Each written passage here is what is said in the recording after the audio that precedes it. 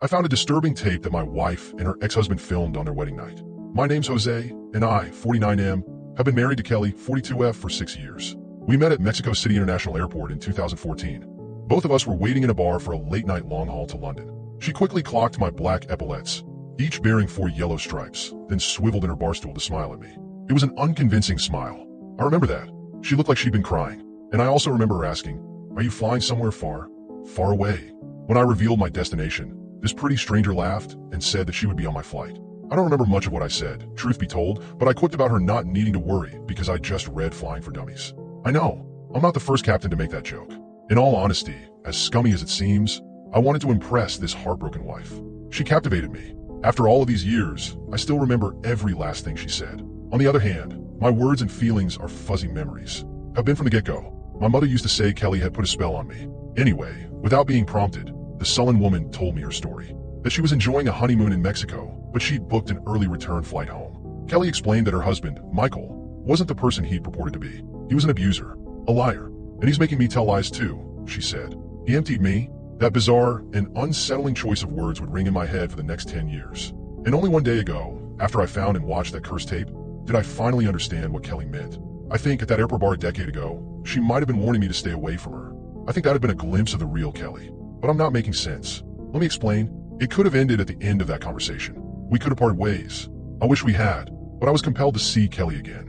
I know that's awful. It's not a habit of mine, falling for a married woman. I just felt something indescribable. Something I now realize may not have been love at all. I spent a week in London before the return flight to Mexico, so I frequently met up with Kelly at her hotel to check that she was okay. She was too frightened to return to her hometown in Cambridge, as she believed that Michael would find her. Kelly ignored my pleas to report everything to the police, which seemed strange even at the time. To cut a long story short, we quickly formed a bond, and things didn't end when I returned to Mexico. I visited Kelly every time I flew to England. She moved to Brighton, so I took the train to see her, depending on where I landed. I once took a short-haul flight from Paris to London just to see her. A year later, when our relationship inevitably became something more, I'd already made the decision. I wanted to move to England to be with her. I'd been training to become an airport technician, and I secured a job at Heathrow in late 2015. By early 2017, Kelly and I had bought a house together. In 2018, we got married. I'm obviously fast-forwarding through the ins and outs of our relationship, but Reddit isn't built for essays, is it? I'm here to tell you what I found yesterday morning whilst tidying a storage cupboard. Kelly's clusterfuck of clutter, as I like to call it, came tumbling out of the open door and washed over my feet. A stark reminder that weekends shouldn't be wasted on chores. If I'd been relaxing on the sofa, I might not have discovered what I discovered. Maybe Kelly would have disposed of her own clutter, and we would have lived a happy 50 years together. But I was the one wading through the puddle of forgotten belongings. And what caught my eye during the tumble was a camcorder, surfing atop the junk heap, which spilled out of its bag. Landed at my feet. I picked it up and chuckled. I knew Kelly and I were old, but not that old. I had no idea she owned such a relic. And curiosity got the better of me, obviously. Who wouldn't want to check the contents of a spouse's dusty tape locked away for who knows how many decades? When I plugged in the device to charge it, an error message displayed on the ancient screen. I thought I'd been thwarted by tape or hardware degradation, but I fixed everything, unfortunately, by cleaning out fill from the tape slot. Then I rewound the recording and pressed the play icon. The white, pixelated text read, October 9th, 2014. For Americans, that's September 10th, 2014. And I quickly realized that was a week before I first met my wife. Everything slotted together horribly when Kelly stepped out of a hotel bathroom in wedding lingerie. I realized what kind of tape I'd found. Don't think less of me for watching. It wasn't like that. Even degenerates, I assume, don't want to watch the person they love share such intimacy with someone else, let alone an abusive ex-husband. And Michael was abusive. Kelly wasn't lying about that, but she'd only ever told me fragments of the story. So, even though I expected a raunchy sex tape, I wasn't watching for that reason. My eyeballs weren't springing from their cartoon sockets. Well, okay, I was watching the video keenly, but fear rendered me wide-eyed. Not lust. I just knew that something was wrong with the hotel room. The only natural thing in the footage was Kelly. And as I watched my wife sprawl across the bedsheets, waiting for her filming husband to join her, I eyed the room's cream-colored walls. I didn't give a rat's rear about the interior design, but something hidden in the paint made me sick. You wouldn't understand unless you'd seen the video for yourself. Then something in my head started to ache sharply, much like a migraine brewing behind my sockets. But it wasn't that. It was a painful urge which prompted each of my squeaking eyes to twist. I looked, without even wanting to look, at the edge of the screen. Searched for something that was only just beyond both the border of the video and Kelly's vision. I wanted to scream at the younger version of my wife as she lay still, as she watched Michael with caving dimples and a provocative grin. I wanted to scream at her to run, though I didn't know why I wanted to do so. That was the most terrifying thing of all. I didn't fear the obvious horror of watching my wife and her ex make love. I feared something else in the room, something I didn't understand. Get rid of that camera, Kelly whispered, before wagging her index in a come-hither motion. Michael's heavy breathing was not the breathing of a lustful man. It was the labored breathing of something hungry. Hungry in a way that neither food nor sex could satiate. We need to preserve this moment, Michael said. Kelly rolled her eyes. Is that right? In response, the man stopped breathing, and my wife's face changed. Her sultry smile morphed into not a frown, but downturned lips. Lips hanging open in the same horrified expression that I must have been wearing whilst watching the tape. Michael hacked, as if bringing up a hairball, then promised, I'll put it down. He placed the device on the dressing table and walked over to the bed, but Kelly did not thank him. She whimpered and recoiled. Not due to Michael leaving the camera recording. I don't even think she'd noticed its red, blinking light. No, my wife was still frightened because she sensed a presence. Not her husband, not the room's seedy atmosphere, not even the claustrophobic nature of the walls. She sensed the same thing that I sensed, though neither of us knew exactly what we sensed. I'm not in the mood anymore, Kelly whimpered as Michael climbed onto the bed. He hushed her, stroking the backs of his twitching fingers against her trembling cheek. Don't be like that, darling. It's time to consummate.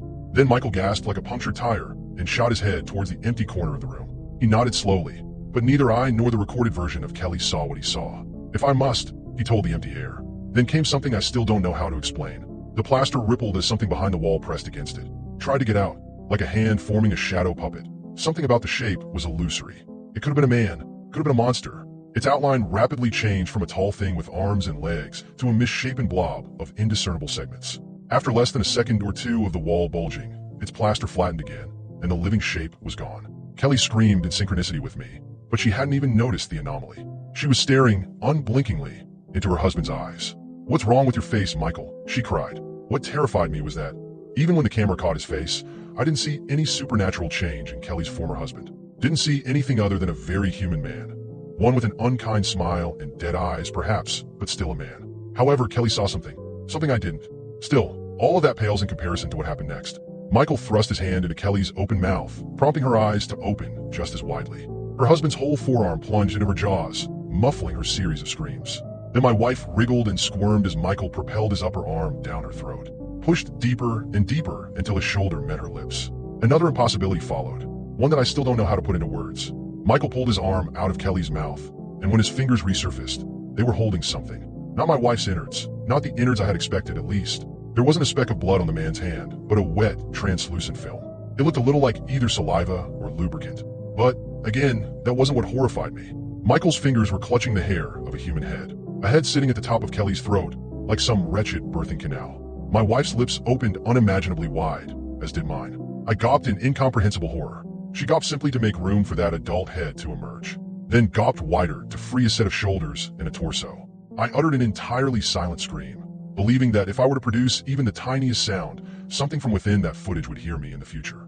But a slight whimper escaped once I'd identified the head. It was Kelly.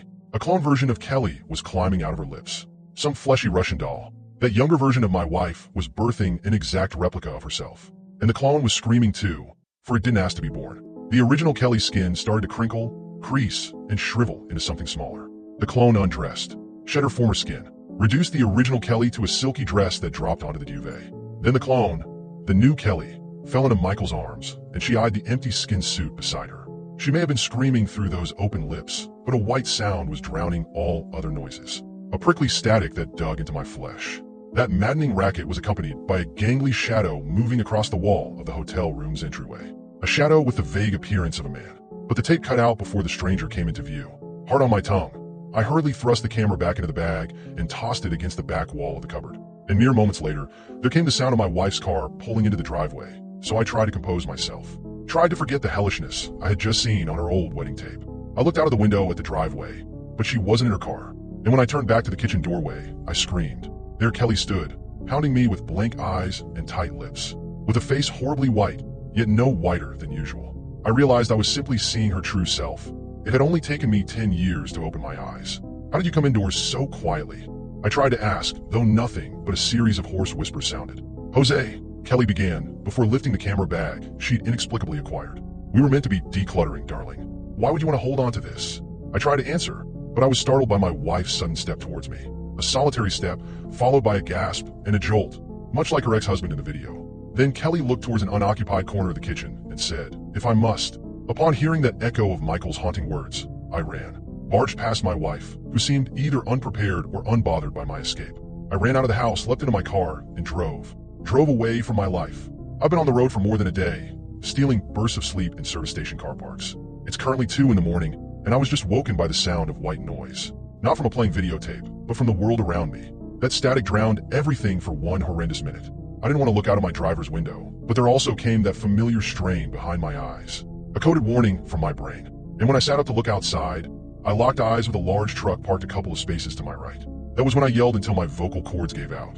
The side of the vehicle rippled in much the same way as the wall of the hotel room. Rippled to form the outline of a man inside the storage compartment. He was pressing against the truck's side, trying to push through the metal. The shape quickly lost its definition, then it became nothing at all. All that remained was an abandoned truck in a near-deserted car park. I don't know what to do. Please help me before that thing finds me. Before it pulls something out of me.